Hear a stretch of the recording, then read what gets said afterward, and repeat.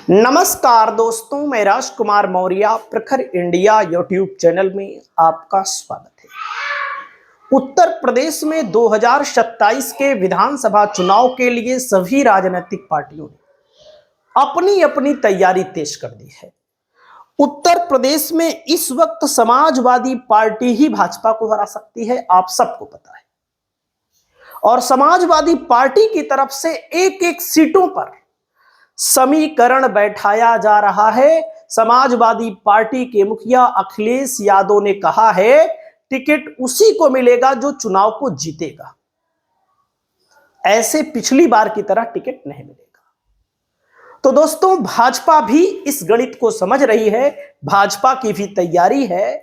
लेकिन इस समय उत्तर प्रदेश में कुछ ऐसे दल हैं जो अगर अलग लड़ गए या अलग ओवैसी के साथ गठबंधन कर लिए, चंद्रशेखर का गठबंधन हो गया, स्वामी प्रसाद मौर्य का हो गया, पल्लवी पटेल का हो गया, अगर ये लोग मिलकर अगर 10-20 सीट भी नुकसान कर देते हैं तो नुकसान, चाहे एक सीट का चाहे 10-20 सीट का। हमारा यह भी मानना है कि ये लोग अकेले चुनाव जीतने में सक्षम नहीं है, हमारी व्यक्तिगत जो राय है। लेकिन ये लोग प्रभावशाली हैं। जैसे स्वामी प्रसाद मौर्य हैं, इनके हर जिले में कार्यकर्ता हैं, हर विधानसभा में कार्यकर्ता हैं, इनको मानने वाले लोग हैं। अगर आप हमारी बात माने तब भी ठीक है, नहीं माने तब भी ठीक है। ये सच्चाई है कि हर जिले में है, हर विधानसभा में। क्योंकि स्वामी प्रसाद मौर्य उस पोजीशन के लीडर हैं जो केवल मुख्यमंत्री नहीं बने। अब कुछ लोग कहेंगे उप मुख्यमंत्री बन जाना चाहिए था। उप मुख्यमंत्री से कई गुना आगे है, सच्चाई यही। उप मुख्यमंत्री तो एक साइकिल जो होती है, साइकिल में डंडा है, एक डंडा और एक कैरियल पीछे। सीट पर तो योगी बैठे हैं, निर्णय मुख्यमंत्री लेता है। लेकिन आप सब जानते हैं जिस कैटेगरी के नेता शिवपाल यादव कई बार मंत्री रहे, विधायक, आप सबको पता है, उसमें कोई कहने की बात है नहीं। शिवपाल यादव और स्वामी प्रसाद मौर्य, इन सब का लेवल मुख्यमंत्री से एक पायदान नीचे था बस। बाकी जो चाहते थे वो करते थे और लोकप्रियता भी थी। लेकिन कुछ घटनाएं हुई, कुछ इधर उधर मामला हुआ, स्वामी प्रसाद मौर्य ने समाजवादी पार्टी का साथ छोड़ा। उसके पीछे बहुत सारे कारण हो सकते हैं, उन कारणों पर हम बात नहीं कर सकते, हम उतना महान नहीं है। लेकिन अब खबर चल रही है सोशल मीडिया पर, फेसबुक पर, ट्विटर पर कि स्वामी प्रसाद मौर्य जी से क्या कोई शिवपाल यादव की बात हो रही है। देख सकते हैं समाजवादी पार्टी, और यहां पर लिखा है बहुत सुंदर फोटो, 27 की तैयारी में चाचा शिवपाल यादव जिसे मुलाकात करते हुए स्वामी प्रसाद मौर्य। दोस्तों, हो सकता है फोटो पुरानी भी हो, लेकिन मैं आपको बताता हूं कि जब ऐसी चीजें चलती हैं तो लोगों के मन की बातें हैं, सब सोशल मीडिया पर चलती हैं, लोग चाहते हैं, लोगों के मन की बातें हैं। सोशल मीडिया पर अगर कोई भी चीज चल रही है या मैं ही वीडियो बना रहा हूं तो हमारी भी ख्वाहिश है कि स्वामी प्रसाद मौर्य जी सपा के साथ जुड़े, क्योंकि भाजपा के साथ तो जाएंगे नहीं, उनकी विचारधारा भी नहीं मिलती। हालांकि सपा के साथ भी इनकी विचारधारा नहीं मिलती, लेकिन बसपा में आप सब जान ही रहे हैं, बसपा में जाने से कोई फायदा है नहीं, और बसपा पार्टी का कहानी खत्म है, लगभग वो वोट है लेकिन कहानी खत्म है। तो उत्तर प्रदेश में सपा ही भाजपा को हरा सकती है। तो लोगों की च्वाइस है कि स्वामी प्रसाद मौर्य जी आए, और जब आएंगे तो इनको मिलेगा क्या। कुछ लोग कहते हैं टिकट, भाई इनके साथ बहुत सारे लोग आते हैं। तो मेरा खुद का मानना है कि जो मजबूत लोग हैं, जो जमीन पर हैं, उनको टिकट मिलना चाहिए।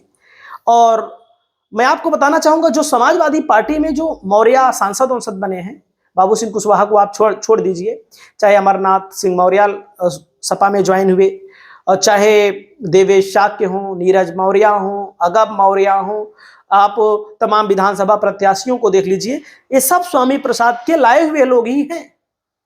जो विधानसभा का चुनाव लड़े 22 में और जो लोकसभा का चुनाव लड़े 24 में, स्वामी प्रसाद मौर्य ने लीडरशिप तो खड़ी ही की थी, ऐसा नहीं है कि नहीं खड़ी की थी। दोस्तों, यहां पर मैं आपको बताना चाहूंगा, जो हमें लगता है, जो हमारी राजनीतिक समझ है, कि समाजवादी पार्टी को पड़रौना में जरूरत है, कुशीनगर में जरूरत है, वैसे तो स्वामी प्रसाद मौर्य का अच्छा खासा जनाधार ऊंचाहार में भी है, लेकिन अगर ऊंचाहार में समाजवादी पार्टी के साथ कुछ समझौता होता है तो वहां पर भी इनका मामला बन सकता है, क्योंकि वहां इनके बेटे चुनाव लड़ेंगे तो जीत जाएंगे 100%। लेकिन वहां पर सपा ने अपना प्रत्याशी लगभग फाइनल कर लिया है। अभी स्वामी प्रसाद मौर्य जी तो आए नहीं हैं, आएंगे तो कुछ भी हो सकता है, अदल बदल भी सकता है। वहां पे आकाश मौर्य नाम के एक सुप्रीम कोर्ट के वकील हैं, वे चुनाव लड़ेंगे। और अभी तक जो सूचना है उनकी मजबूत तैयारी भी है, मजबूत व्यक्ति भी हैं। और मैं आपको बता दूं, वहां पर मान लीजिए अगर स्वामी प्रसाद मौर्य आ जाते हैं, उस सीट को लेकर के कोई अपना बात रखते हैं, तो इनके बेटे भी चुनाव लड़ सकते हैं। और इनके बेटे में से या इनमें से एक ही लोगों को टिकट मिलेगा समाजवादी पार्टी से, ऐसी अगर मामला आता है। पड़रौना हो, कुशीनगर हो, यहाँ पर पिछली बार देखो विक्रम यादव जी लड़े थे, यहाँ पर 72,000 वोट पाए, 42,000 वोटों से हार गए। ओवैसी की पार्टी अलग से आ गई है, एक सिरदर्द 7-8 हजार वोट भले पाएगी, लेकिन पूरा का पूरा मामला ही खराब कर देती है। तो स्वामी प्रसाद मौर्य के आने से क्या होगा इस सीट पर मैं आपको बताऊं। आप लोग आंकड़ा देखिए, यहाँ पर दलित सबसे ज्यादा हैं और दलित को बहुत अच्छा प्रभावित करते हैं स्वामी प्रसाद मौर्य पूरे प्रदेश में, क्योंकि बसपा में भी रहे हैं, दलित विचारधारा, बौद्ध विचारधारा को भी अपना पूरा बताते हैं। खासकर एससी जाटो समुदाय अच्छी संख्या है, यहाँ पर बीएसपी का पारंपरिक वोट माना जाता रहा है, लेकिन अगर स्वामी प्रसाद मौर्य लड़ेंगे तो इनको वोट मिलेगा। स्वामी प्रसाद मौर्य के लड़ने से स्वामी प्रसाद मौर्य को मुस्लिम का भी वोट मिल जाएगा पूरा, लगभग मुस्लिम 15-20% है। ओबीसी में जैसे यादव का तो मिलेगा ही, कुशवाहा मौर्य शाक्य सैनी ये बंट गया। पिछली बार मामला ये हुआ, स्वामी प्रसाद मौर्य ने पार्टी बदली और यहाँ पर कुछ मौर्य वाले भी उब गए थे कि स्वामी प्रसाद मौर्य ही बार बार बनते हैं, लाओ किसी को नए को बना दें। तो नए में उन्होंने बीजेपी वाले को ज्यादा चुना, क्योंकि बीजेपी के भक्त ज्यादातर मौर्य बन भी चुके थे 22 में, और 2024 में काफी अलग हुआ। यहाँ पर सवर्ण की संख्या अच्छी खासी है, ठीक ठाक है, मजबूत है। और चुनावी समीकरण में अगर बीजेपी सवर्ण प्लस गैर यादव ओबीसी प्लस कुछ दलित मिल जाती है तो बीजेपी की ताकत बन जाती है।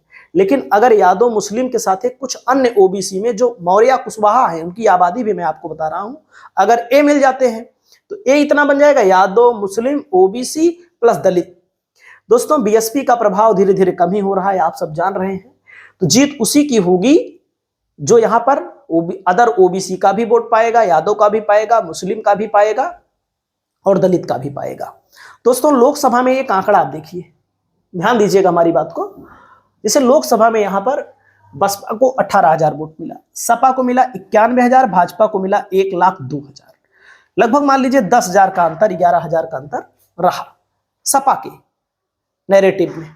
और यहाँ पर जो 10-11,000 का अंतर रहा, इसी विधानसभा में स्वामी प्रसाद मौर्य को 9,137 वोट मिला, क्योंकि ये लड़े थे अपनी जनता पार्टी, अपनी खुदे लड़ गए थे। तो लोकसभा का चुनाव अलग होता है, विधानसभा का चुनाव अलग होता है। आप देख लीजिए, जिस विधानसभा चुनाव में 42,000 वोटों से सपा यहां पर हारी, वहीं पर समाजवादी पार्टी स्वामी प्रसाद मौर्य के लड़ने के बावजूद, क्योंकि जो बीजेपी का वोटर स्वामी प्रसाद मौर्य को थोड़ी वोट देगा, वो तो स्वामी प्रसाद मौर्य को दे देगा या सपा को देगा। तो स्वामी प्रसाद मौर्य के लड़ने से थोड़ा इधर उधर भी हुआ। अगर स्वामी प्रसाद मौर्य और यहां पर विजय कुमार दुबे की सीधी टक्कर हुई होती, समाजवादी पार्टी आराम से जीत जाती। हालांकि उस समय तक स्वामी प्रसाद मौर्य जी छोड़ दिए थे। तो इस सीट पर स्वामी प्रसाद मौर्य की भी जरूरत है। इस पूरे जिले में सपा कमजोर भी है। और आप सभी साथियों को मैं बता दूं, 42,000 वोटों से बीजेपी जो जीती, वही 10-11,000 से जीत पाई। स्वामी प्रसाद मौर्य के तीसरे ध्रुव बने थे, भले 10-11,000 वोट पाए, 10-11,000 वोट मायने रखता है। वो किसका वोट मिला? वही वोट मिला जो बीजेपी को हराना चाहता था, वो स्वामी प्रसाद मौर्य के समर्थकों का वोट था। तो दोस्तों यहाँ पर अनुसूचित जाति लगभग 84,000 मुस्लिम लिखा है, जो कम ज्यादा हो इसके बारे में आप लोग कमेंट करिएगा। और यहाँ पर एससी हैं, ब्राह्मण हैं, यादव हैं, आरपीएन सिंह की बिरादरी सैंथवार वोट है, जबकि स्वामी प्रसाद मौर्य का 44,000 बिरादरी का वोट है। तो जो ये चीजें चल रही हैं, हो सकता है सोशल मीडिया पे बहुत सारी चीजें ऐसी वैसी चलती हैं, लेकिन लोगों की मानसिकता है कि स्वामी प्रसाद मौर्य जी समाजवादी पार्टी के साथ जुड़े, और चुनाव आते आते ऐसा कुछ होने की संभावना है, क्योंकि स्वामी प्रसाद मौर्य के जुड़ने से, चंद्रशेखर के जुड़ने से एक अच्छा माहौल समाजवादी पार्टी के लिए बन जाएगा। बाकी आप लोग अपनी राय को बताइए दोस्तों, जुड़ना चाहिए कि नहीं।